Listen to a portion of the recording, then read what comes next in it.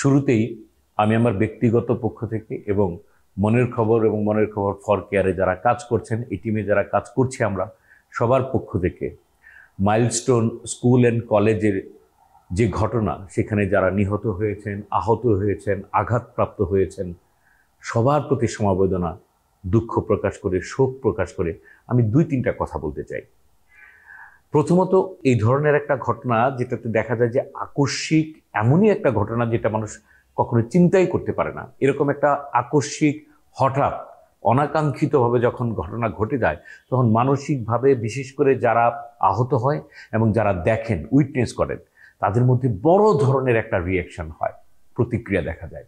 এবং সেই প্রতিক্রিয়া 1-2 দিন পর থেকে বেশি দেখা যায় এবং সেটাকে অ্যাকিউট স্ট্রেস ডিসঅর্ডার বলে। 2-3 দিন পরে থেকে সেটা শুরু হয়, সেটা পরবর্তীতে পোস্ট ট্রমাটিক স্ট্রেস ডিসঅর্ডার হয়। 1 মাস পরে সেটাকে বলে পোস্ট ট্রমাটিক স্ট্রেস ডিসঅর্ডার।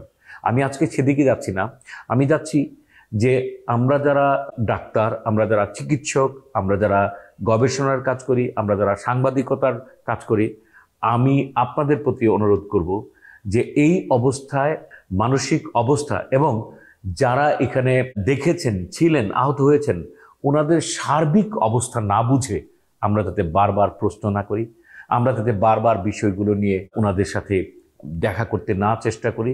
হ্যাঁ, প্রয়োজনীয় যে কাজটি করা দরকার সেটা আমরা করব এবং যতটুকু করা আসলে উচিত এবং যতটুকু করা যায় সেটা যাতে আমরা বুঝতে পারি।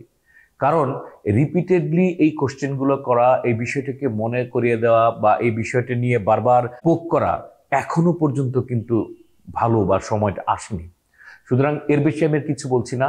কথা একটাই, যে আমাদের রিকোয়েস্ট যে এখনই যাতে এমন কিছু আমরা না করি, চিকিৎসার নামেই হোক বা গবেষণার নামেই হোক বা সাংবাদিকতার নামেই হোক, সেটা যতটুকু দরকার আমাদের অনেক সময় পেশাগত কারণে অথবা ওনাদেরকে সাহায্য করার কারণে করতে হয়, কিন্তু দেখে শুনে বুঝে চিন্তা করে যেন করি। আমার কথা শুনে কেউ বিরক্ত হবেন না বা রাগ করবেন না বা কষ্ট পাবেন না। রিকোয়েস্ট করছি যাতে আমরা সবকিছু দেখে শুনে বুঝেই কাজটা করি। ধন্যবাদ।